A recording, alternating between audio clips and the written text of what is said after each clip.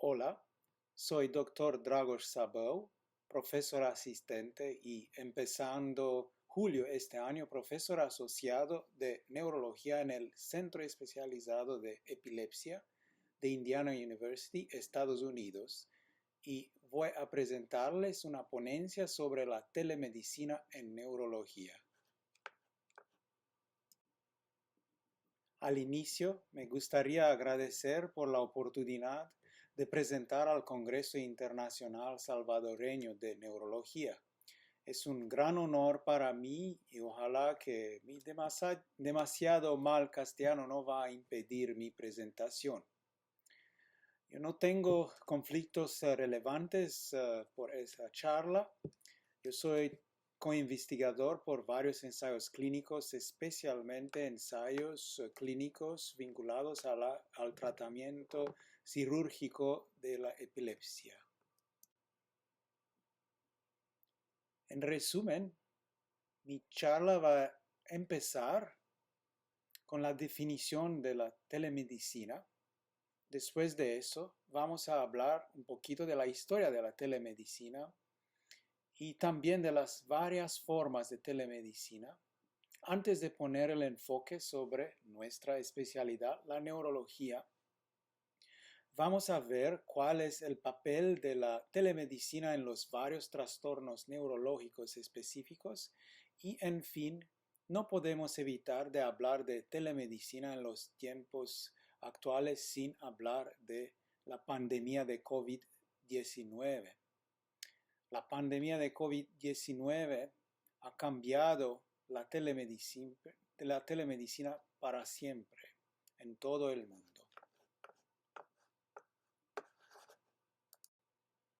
Entonces, ¿qué es la telemedicina? La telemedicina, en griego tele significa distancia, es la prestación de servicios médicos a distancia. La segunda definición de CDC está por el público en general y está definida como el uso de información electrónica y tecnología de telecomunicación para recibir la atención médica que necesita mientras practica distanciamiento social. Como se puede ver, es una definición de los tiempos de COVID-19. Si pensamos a medicina en general, la primera imagen que tenemos es la imagen del doctor visitando al enfermo o enferma, con una bolsa llena de varios objetos como el estetoscopio, un lápiz quizá de recetas. El contacto directo entre médico y paciente era lo más importante en medicina. Los enfermos más graves que las familias no podían cuidar más en sus casas fueron después trasladados en instituciones que hoy en día llamamos hospitales. Los primeros hospitales modernos aparecieron en Europa del Oeste y eran vinculados o adjuntos a iglesias y monasterios. Los hospitales involucraban también la presencia del médico al lado de la cama del enfermo. Pero la situación se cambió mucho en los últimos 100 años de la asistencia médica y esa ha devenido más compleja y podemos hablar de varios niveles superpuestos. En esta diapositiva podemos ver la pirámide de la asistencia médica con sus varios niveles. Primero, por supuesto, hay la autogestión y cuidado informal. Después de eso, hay el nivel de la asistencia primaria, que en la mayoría de los casos se hace fuera del hospital. Los hospitales se pueden separar en un nivel comunitario o local, por ejemplo, un hospital rural, y un nivel más alto con los centros académicos y los hospitales universitarios, donde se puede encontrar médicos especialistas y también tecnologías médicas más avanzadas. Hoy en día hay varios términos como telemedicine o telemedicina, telesalud, telecuidado. Y sin discutir aquí de lo que quieren decir y cuáles son las diferencias entre varios conceptos, todos esos términos involucran el transfer de la información médica entre uno o más sitios o lugares con el propósito de mejorar la salud de un individuo y la salud de población en general. Podemos decir que en el caso de la telemedicina es la información que viaja y no los médicos o los pacientes. Hoy en día el transfer de la información está facilitado por el uso de las redes de telecomunicación y por supuesto por el Internet, aprovechando así los grandes avances en la tecnología de la información. Entonces, podemos definir la telemedicina también como el acceso rápido y remoto a pericia medical utilizando la tecnología de la información. Pero, ¿por qué la telemedicina? Existen dos razones principales para utilizar la telemedicina. Primera razón, cuando no hay otra solución, y los tiempos de COVID-19 han demostrado esta razón lo más claro posible. Y la segunda razón, cuando la utilización de la telemedicina es claramente superior a los métodos tradicionales. En esta ponencia, después de hablar de la historia de esta forma de medicina, yo quisiera presentarles varios ensayos que apoyan las dos razones de existencia de la telemedicina moderna. Hablemos ahora un poco de la historia de la telemedicina en general. La mayoría de los progresos en la telemedicina ocurrió en los últimos 40 años, pero podemos decir que la telemedicina nació cuando 5 países marítimos fundaron a Roma, en Italia, el Centro Medical Internacional Radio para ofrecer asistencia médica a los marineros. En los primeros 60 años de este centro, más de 40,000 marineros recibieron servicios de telemedicina por radio. El adviento de la televisión en circuito cerrado ha facilitado el nacimiento de la telemedicina moderna. Uno de los primeros ejemplos fueron el Instituto Psiquiátrico de Omaha, Nebraska, en los Estados Unidos, donde se estableció un vínculo de televisión en circuito cerrado con el Hospital Psiquiátrico de Norfolk, a más de 180 kilómetros de distancia. Otro ejemplo temprano ocurrió en la ciudad de Boston, Estados Unidos, entre Massachusetts General Hospital y el Aeropuerto Internacional de Boston. Los médicos de Mass General prestaron servicios remotos por pacientes en el aeropuerto de Boston por vía de televisión en circuito cerrado. Hoy en día, los avances tecnológicos han permitido la diversificación de la telemedicina. Así, podemos hablar de varios tipos de telemedicina en función de la forma de tecnología utilizada. Entonces, hay de un lado telemedicina en tiempo real o simultánea, que utiliza el teléfono, videoconferencia y más avanzada de todo, videoconferencia con cámara de control remoto y asistente examinando el paciente. Y también hay telemedicina, en inglés decimos Stop and Forward, o asincrónica o pregrabada, utilizando, por ejemplo, el correo electrónico, servidores de datos y aplicaciones de teléfono inteligentes. Cuando decimos telemedicina, mucha gente piensa a teleconsultas, pero en realidad telemedicina no se limita a teleconsultas, pero también involucra aplicaciones diagnósticas como teleradiología, telepatología, etc. Hoy en día las pruebas radiológicas, incluyendo por supuesto las pruebas de neuroimagen, son en realidad casi siempre interpretadas remoto del sitio donde se adquieren, utilizando el formato de datos estándar DICOM. Finalmente, más tarde en esta charla vamos a hablar también del telemonitoreo neurológico, especialmente con teleelectroencefalografía. En el principio, en teleneurología había el telestroke. Levine y Gorman introdujeron el término inglés de telestroke en su editorial en la publicación Stroke en 1999.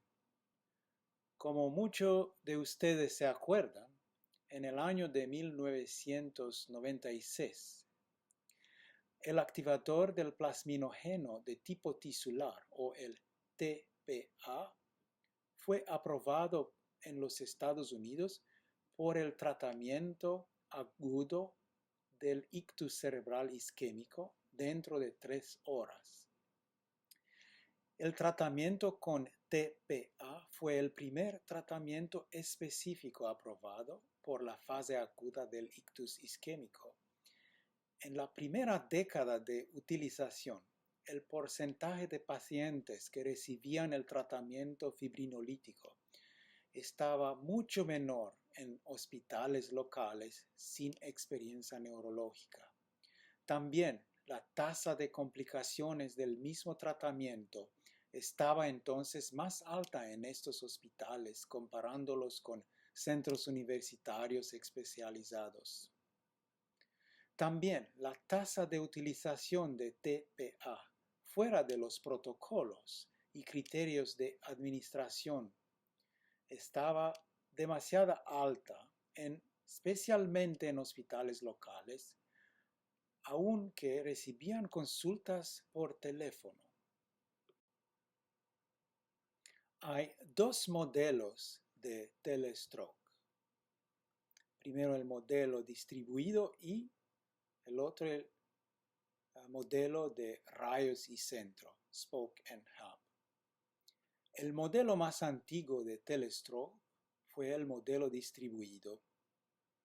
En este modelo, un especialista neurólogo ofrecía una consulta por los pacientes en un hospital local y, si está necesario, el paciente está transferido a un centro medical más avanzado.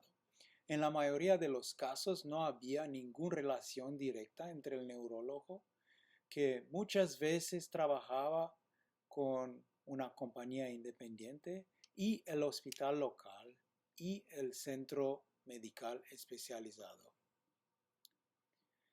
En el sistema llamado Spoke and Hub en inglés, o podemos decir en español rayos y centros, el paciente en el hospital local recibe consulta clínica neurológica por videoconferencia y también estudios de imagen como tomografía computarizada, incluyendo tomografía TC simple o TC de perfusión o angio-TC, y si indicado el tratamiento con TPA.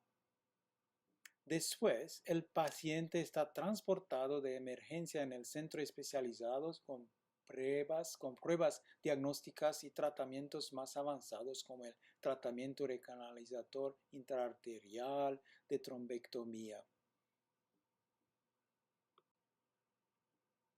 Aquí en esta diapositiva podemos ver el sistema integrado de accidentes cerebrovasculares de Indiana University Health en el estado de Indiana.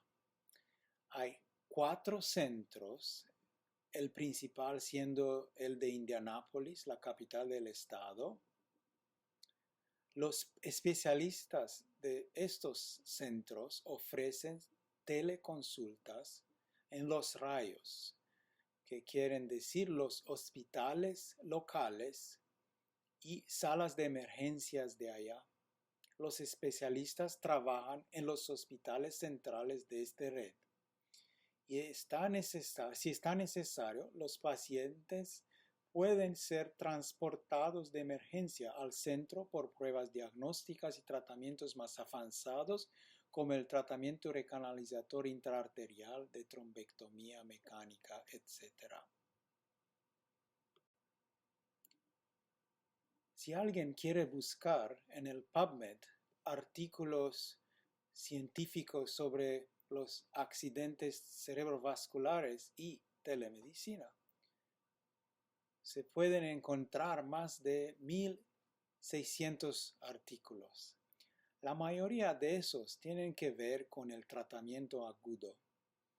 Hay ya muchos artículos que han bien demostrado la eficacia de la telemedicina en el tratamiento agudo de los trastornos cerebrovasculares, especialmente por el modelo de rayos y centro que yo he presentado antes.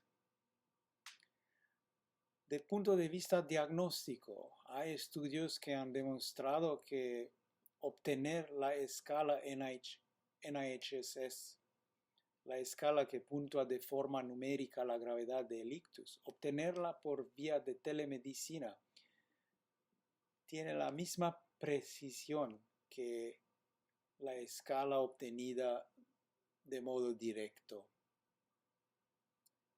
De punto de vista del triaje de los pacientes, más pacientes que reciben el RTPA por vía de telemedicina que por vía clásica. Utilizando la telemedicina resulta en menos transferos inútiles y mejor resultados, incluyendo tratamiento más pronto, más rápido. También el acceso al tratamiento agudo. La telemedicina permite mejor acceso en zonas con menos recursos, en zonas remotas rurales. Y hay menos desigualdades en la evaluación y tratamiento de los pacientes. Si hay muchos ensayos por el tratamiento y la evaluación aguda, hay mucho menos estudios, ensayos clínicos sobre la utilidad de la telemedicina en el tratamiento ambulatorio y preventivo de los trastornos cerebrovasculares. Pero hay ya artículos sobre el monitoreo del tratamiento anticoagulante o sobre la educación y tratamiento de los factores predisponentes y de riesgo vascular. Cambiemos la especialidad y hablemos ahora de telemedicina en epilepsia. ¿Y por qué utilizar telemedicina en epilepsia? Primero, los pacientes con epilepsia no pueden manejar. Tienen alto riesgo de heridas, caídas causadas por crisis epilépticas, etc. Tienen también comorbilidades cognitivas y psiquiátricas. También el acceso a los centros especializados de epilepsia está limitado. Hay un número limitado de centros especializados, no solamente en países en vía de desarrollo, pero también en Norteamérica y Europa. Y no se puede esperar que el número de centros va a aumentar sin límite en los próximos años. Por ejemplo, en el estado de Indiana, con una población de alrededor de 6 o 7 millones, hay un solo centro especializado de epilepsia.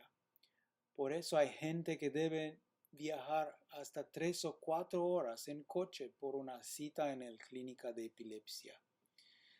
En un estudio piloto de la Universidad de Alberta en Canadá, los investigadores han comprobado que el costo de una visita en persona en clínica de epilepsia es peor que el costo por una visita virtual de telemedicina. Los gastos por pacientes, especialmente en zonas remotas, para una simple cita con un especialista, incluyen gastos con el transporte, en mayoría de los casos un coche, gastos con el hotel, gastos con pérdida de productividad al trabajo por el paciente, pero también por el miembro de familia que lo acompaña.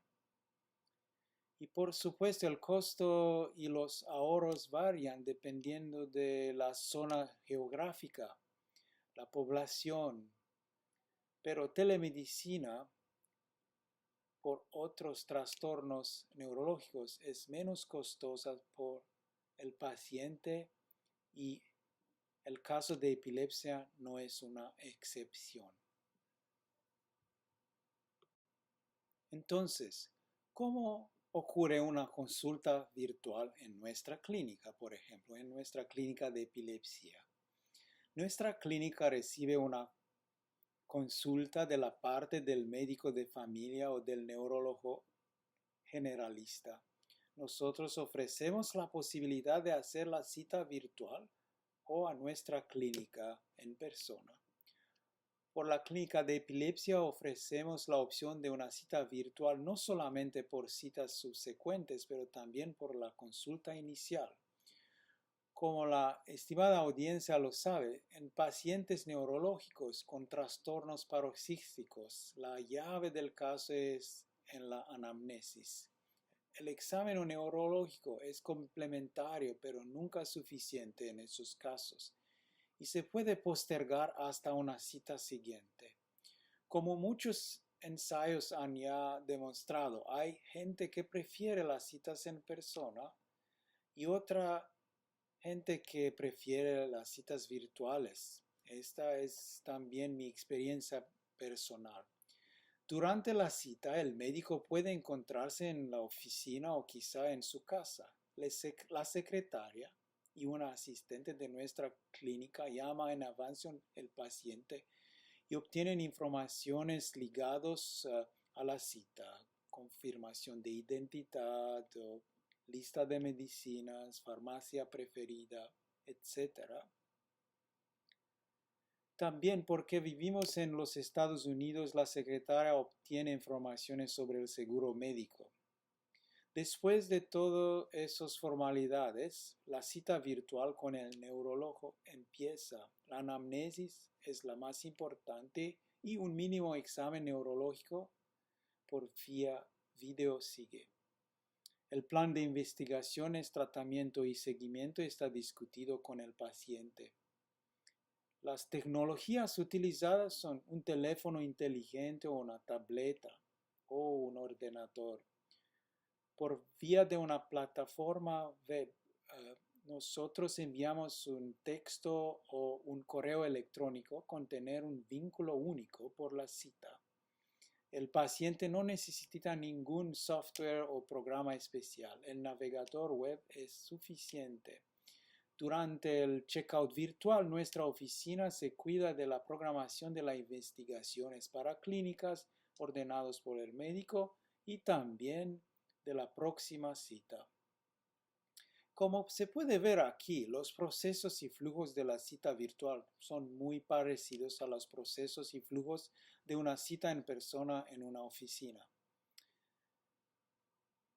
Entonces, en este momento quizá es necesario hacer una importantísima observación. Telemedicina no es una forma distinta de medicina, como digamos medicinas alternativas, etc. No, telemedicina es parte integrante de la medicina en general. ¿Cuáles son las tecnologías utilizadas? Un teléfono inteligente o una tableta son suficientes y, por supuesto, un ordenador con cámara y micrófono funcionarán también. Nosotros, como he dicho, enviamos el vínculo y paciente no necesita ningún app o software. Hoy en día hay muchos proveedores de servicios de teleconferencia.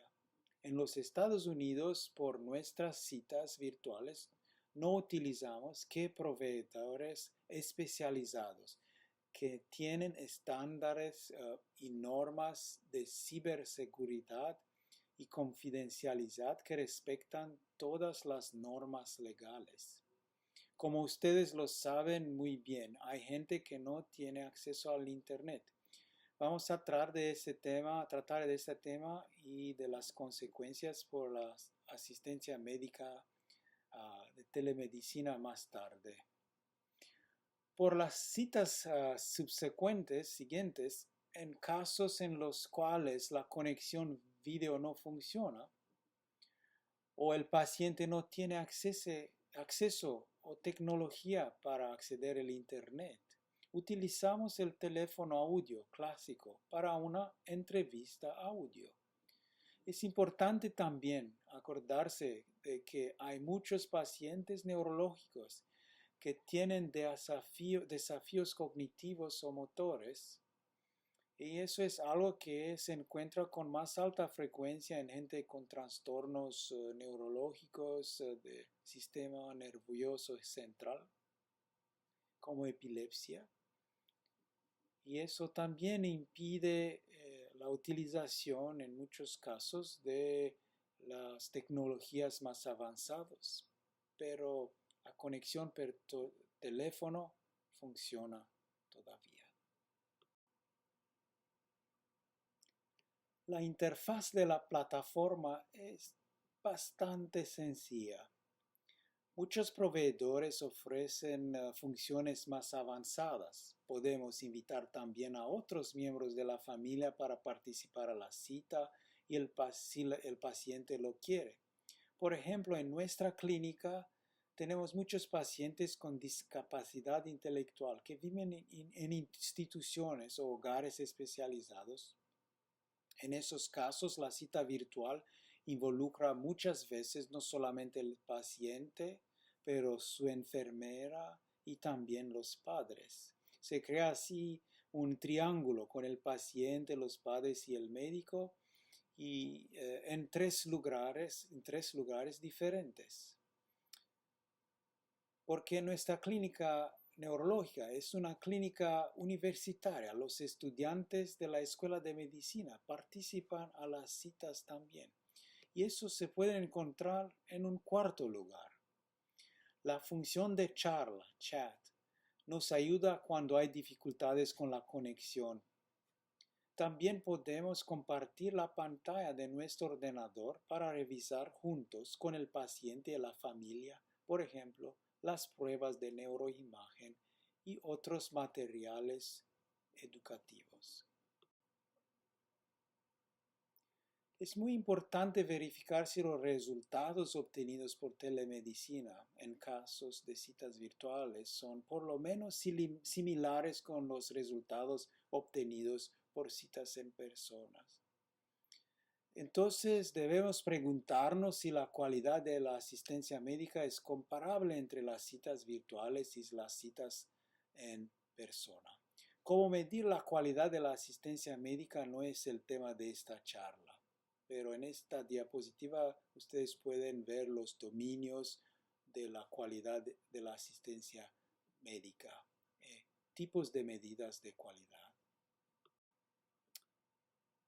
En un ensayo clínico efectuado en Nueva Delhi, en India, gente con epilepsia estable fueron aleatorizados a citas presenciales en persona o a entrevistas por teléfono. La principal observación fue que no había ninguna diferencia en número de crisis epilépticas a las citas de seguimiento entre los dos grupos sobre un término de 9 meses. Entre citas hay pacientes con eventos clínicos importantes, como crisis recurrentes quizá inesperadas, efectos secundarios del tratamiento, etc. En un ensayo clínico por niños con neurocisticercosis y epilepsia, también en India, entrevista por teléfono puede identificar más del 90% de esos eventos, prevenir así, por ejemplo, visitas al hospital. Citas por telemedicina parecen no impedir al médico de hacer cambios en el tratamiento, como nos muestra un estudio piloto en el estado de Arkansas. 43 de las citas por videoconferencia han resultado en cambios en el tratamiento y 35% de las citas se discutieron el tratamiento quirúrgico. También ausencia de la cita fue, como se puede anticipar, menor en las citas virtuales. En un estudio efectuado en Nepal, zonas rurales, ha publicado en Seizure, los autores han presentado su experiencia. Ellos han formado y educado como trabajadores locales un grupo de 4 residentes de pueblos remotos. Estos trabajadores entrevistaban pacientes con diferentes trastornos paroxísticos. Cada uno de esos tenía un teléfono inteligente con una aplicación para que los ayudaba a determinar la probabilidad que una crisis era epiléptica o no. Y en la situación que la crisis podía ser epiléptica, ellos llamaban a un especialista en Katmandú, la capital de Nepal. Los pacientes fueron después evaluados en citas presenciales y el acuerdo entre el diagnóstico inicial por telemedicina, el diagnóstico final fue 93% de los casos. Y la casi mayoría de 96% de los pacientes han preferido las citas virtuales. En casos de epilepsia farmacoresistente, se puede utilizar la dieta cetogénica o otras formas de dietas, pero el acceso a centros especializados es muy limitado, incluyendo en los Estados Unidos. Se ha publicado un ensayo por el equipaje de Johns Hopkins sobre la iniciación y gestión de la dieta Atkins modificada solamente por vía de correo electrónico, y los resultados no fueron diferentes con los resultados por vía de citas presenciales. Como ustedes lo saben, los pacientes con epilepsia suben una alta tasa de depresión y ansiedad. Tratamientos específicos como la terapia cognitivo-conductual son poco disponibles, no solamente para los pacientes con epilepsia. Un grupo de médicos y científicos de Europa han desarrollado una versión de esta terapia administrada por vía electrónica con mejores resultados en varias medidas de salud mental, integración social y calidad de vida. También el seguimiento después de la neurocirugía se puede hacer por vía de telemedicina con resultados buenos, como nos mostró un ensayo publicado por UCLA. Si hablemos de neuromonitoreo, la mayoría de la gente piensa a las unidades de epilepsia y también las unidades de terapia intensiva. La casi totalidad del análisis de los estudios electroencefalográficos se hace remoto por las redes de Internet. En nuestro Centro de Epilepsia y Neurofisiología, nuestros especialistas interpretan electroencefalografías de más de 10 hospitales en el estado de Indiana y también electroencefalografías ambulatorias. En realidad, hoy en día utilizamos la teleelectroencefalografía y no más la electroencefalografía en el sentido clásico. También lo que se hace hoy no es solamente una grabación, pero es telemonitoreo continuo en vivo para un neurotecnóloga especializada y un neurofisiólogo disponible 24 horas de 24. Por supuesto, el sistema incluye también el almacenamiento de la información en un servidor de datos, muchas veces local, pero también en el cloud, en la nube. Y el neurofisiólogo tiene acceso continuo a la información. El neurofisiólogo comunica por mensajes seguros o teléfono con el médico en carga del paciente en el hospital. Así, la teleencefalografía y el telemonitoreo han devenido parte integrante del manejo agudo del paciente en el hospital y pueden influenciar y cambiar el tratamiento en muchos casos. Pero, ¿qué pruebas tenemos que todo este esfuerzo que involucra recursos humanos, técnicos, dinero, etcétera, ayuda con resultados?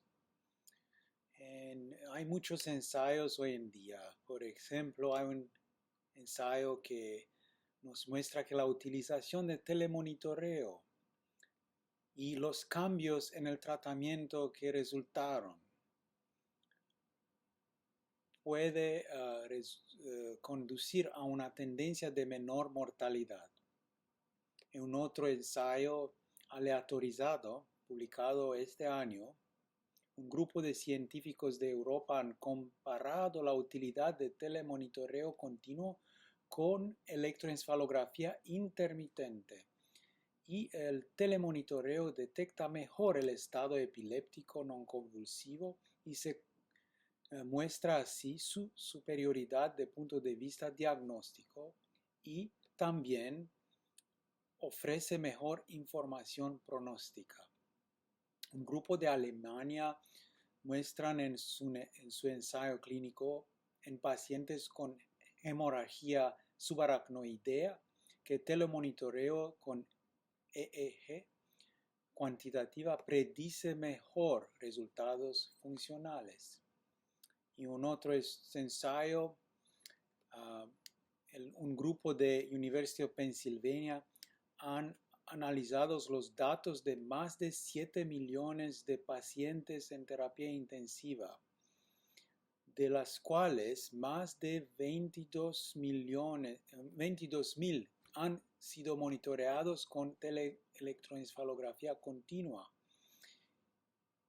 Lo que se puede observar que la utilización de tele-EEG continua ha aumentado más de 10 veces entre 2004 y 2013 y está asociada con una reducción de la mortalidad intrahospitalaria, por lo menos en unos diagnósticos.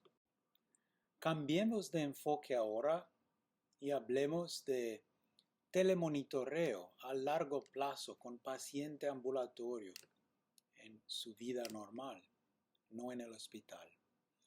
Como ustedes conocen, en 2014 se aprobó en los Estados Unidos el sistema de neuroestimulación receptiva o RNS.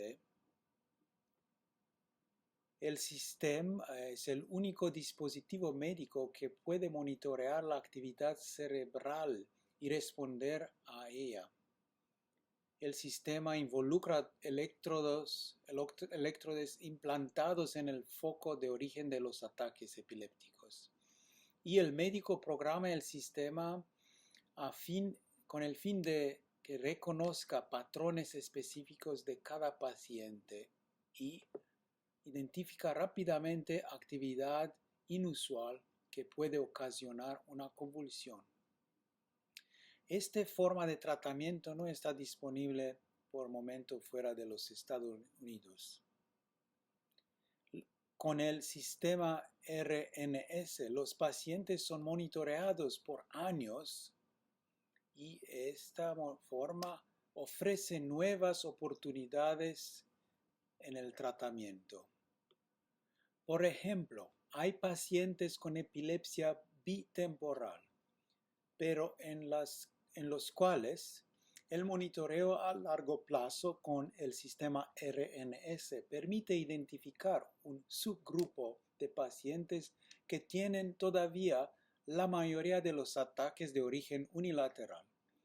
En estos pacientes se puede ofrecer cirugía resectiva que elimina tejido cerebral del foco dominante de la convulsión, con resultados muy buenos como fueron ya publicados y como está en nuestra experiencia también al Centro de Epilepsia de Universidad de Indiana. Más allá de los usos tradicionales, el telemonitoreo a largo plazo en epilepsia en pacientes ambulatorios está estudiado para la utilización por la predicción de ataques o crisis epilépticos. Este ensayo clínico preliminario, publicado por Nature el año pasado, un grupo de Mayo Clinic han utilizado la información obtenida por el reloj inteligente empática 2 y el sistema RNS para la predicción de los ataques. El reloj inteligente monitorea parámetros fisiológicos incluyendo acelerometría en 3 ejes, el pulso de volumen de sangre, la actividad electrodérmica y también la temperatura. Se empleó un algoritmo utilizando redes neurales recurrentes. Después de entrenamiento de este algoritmo sobre segmentos de datos predefinidos, en 5 de los 6 pacientes del ensayo, los datos obtenidos por el reloj y el algoritmo ya descrito permitieron la predicción de ataques epilépticos mejor que por azar.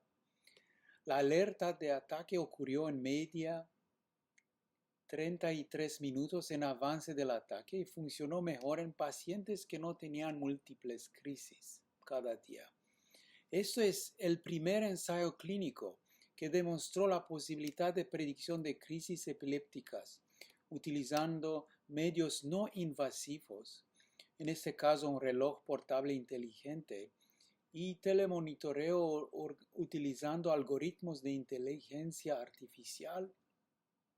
Los avances en la gestión de datos por vía de telemedicina ha permitido eso. Hoy en día hay bastantes ensayos clínicos que demuestran la utilidad de la telemedicina en otros trastornos neurológicos, por lo menos como métodos auxiliares. Por ejemplo, en cefalea, utilización de la evaluación inicial virtual es segura y también técnicas de telerehabilitación son muy útiles por pacientes. Por pacientes de esclerosis múltiple hay todavía desafíos en telemedicina. Hay ensayos clínicos que han demostrado que unos aspectos, por lo menos, del examen neurológico por vía de telemedicina son inferiores a las citas tradicionales presenciales y un examen neurológico completo. Pero seguimiento y monitoreo virtual de las intervenciones terapéuticas se presenta como una modalidad útil. La situación no es muy diferente cuando hablamos de trastornos neuromusculares o del movimiento. No hay tanto ensayos mostrando la utilidad de telemedicina. El desafío es todavía lo mismo. La capacidad de hacer un examen neurológico completo por telemedicina es inferior al examen en cita presencial. En el caso de las demencias, hay ya muchas publicaciones científicas que nos demuestran que la utilización de telemedicina es eficaz desde el punto de vista diagnóstico. La evaluación virtual de mini examen de estado mental, de la escala de depresión geriátrica o de Montreal resulta en resultados similares a la evaluación presencial. Un programa de intervención cognitiva por vía de telemedicina muestró resultados similares con citas en persona. La pandemia de COVID-19 ha supuesto la necesidad de tomar decisiones para mantener la asistencia neurológica sin precedentes. Fórmulas empleadas son la realización de un plan de reorganización funcional, estrategias para la hospitalización, consultas telefónicas o virtuales, etc. Se han publicado muchos más artículos científicos en 2020 sobre la teleneurología que en cada otro año precedente. Teleneurología por videoconferencia ofrece protección por el personal médico y también por los pacientes. Reduce la utilización de equipo de protección personal y, como resultado, aumento de más de 3,000% en todas las especialidades desde la pandemia de COVID-19. No debemos todavía olvidar que una videoconsulta neurológica necesita el aprendizaje de unas técnicas específicas. Hay dos escenarios. Primero, en el cual hay un aprendiz o un personal auxiliar quien ayuda con la examinación en un sitio remoto con el paciente junto. El médico tiene en muchos casos el control de la cámara remota. El segundo escenario, lo más común, un miembro de la familia, por ejemplo, ayuda con el examen neurológico. En este cuadro podemos ver la mujer del paciente ayudando para demostrar la fatigabilidad en un caso de miastenia gravis. Pero también hay desafíos y riesgos en teleneurología como en la telemedicina en general. La telemedicina supone una ruptura de la relación tradicional paciente-doctor, del contacto humano y de la interacción.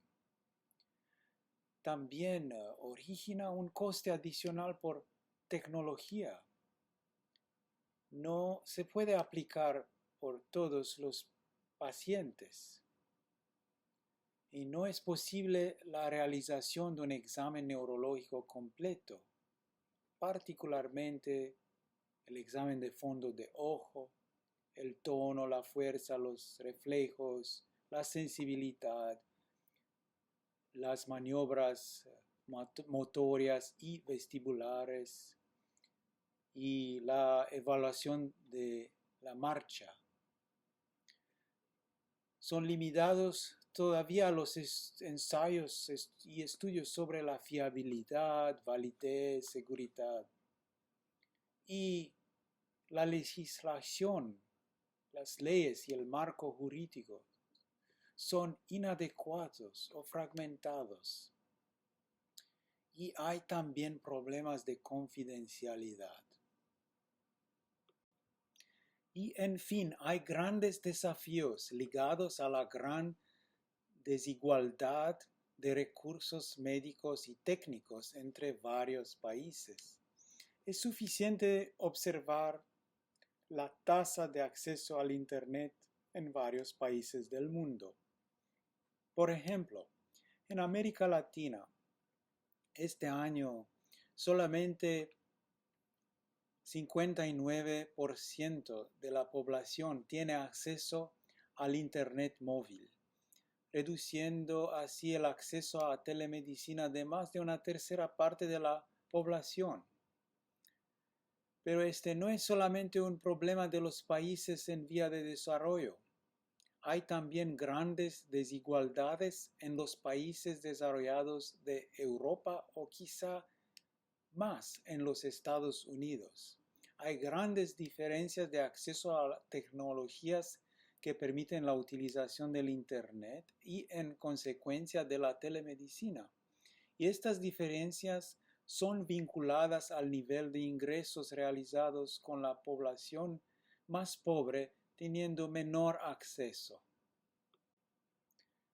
En conclusión, podemos decir que la telemedicina en neurología está aquí para siempre, pero nunca será un sustituto para la asistencia medical presencial. Debemos también acordarnos que telemedicina no es una medicina alternativa, pero parte integrante de la medicina en general. Ya se ha demostrado la utilidad de la telemedicina en neurología, por ejemplo, en trastornos cerebrovasculares agudos, quiere decir telestroke, o en neuromonitoreo remoto, especialmente con electroencefalografía. La teleneurología, como la telemedicina en general, aumentó de un modo explosivo desde el inicio de la pandemia de COVID-19. Pero estudios futuros deberán evaluar sistemáticamente la utilidad de la teleneurología en comparación con las visitas presenciales, el efecto sobre los resultados clínicos, el acceso a la atención, etc. Y el avance de la telemedicina y teleneurología dependerá de la implementación de tecnologías, de resolver de problemas de seguridad, privacidad y problemas del marco legal. Muchas gracias.